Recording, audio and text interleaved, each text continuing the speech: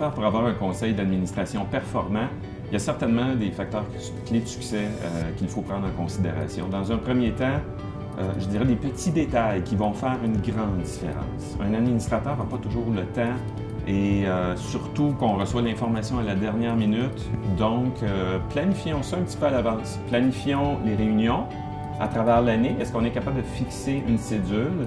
Et souvent, on le sait, on annule une réunion du conseil d'administration à la dernière minute. Si on n'a pas fixé des dates dans le temps, ça va être tout un défi de réunir des administrateurs à quelques semaines près. Deuxième chose, un ordre du jour clair. En fait, un des facteurs clés de succès, c'est d'avoir simplement un ordre du jour. Ceci dit, cet ordre du jour devrait être la même chose à chaque fois. On adresse les éléments statutaires au début, c'est-à-dire ce qui revient à chaque fois qui demande une décision. Par exemple, le suivi du plan stratégique, le mot du président, l'information financière, notre budget, où on en est à ce niveau-là. Puis ensuite, on aura des éléments moins importants, entre guillemets.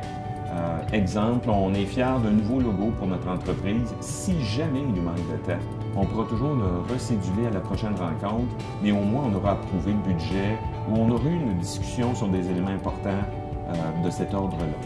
Un facteur clé de succès important pour la performance d'un conseil d'administration, c'est d'avoir des réunions pas trop longues. On dit toujours une demi-journée, 3 heures, 4 heures tout au plus. Et à ce niveau-là, le président du conseil va avoir un rôle stratégique. De bien gérer l'agenda. Ça prend une discipline pour s'assurer qu'on met pas trop de temps et qu'on dépasse pas trop. Faire la tournée, de s'assurer que tout le monde a été en mesure d'émettre son opinion, mais aussi d'avoir des points de vue objectifs et indépendants. Donc, d'aller chercher des points de vue différents dans la réunion, d'encourager cette indépendance-là, ces points de vue divergents. Dans un organisme à but lucratif, un élément important aussi, c'est de gérer nos bénévoles. On a tendance à encourager l'implication bénévole, puis c'est un élément important qui va nous distinguer d'une entreprise. Par contre, il faut s'assurer d'avoir les bons bénévoles à la bonne place. Un profil de bénévole qui veut faire de la levée de fonds, bien, ce n'est pas nécessairement le même qu'un profil d'administrateur. Donc, il faut bien choisir nos administrateurs en fonction de ce que l'on veut faire.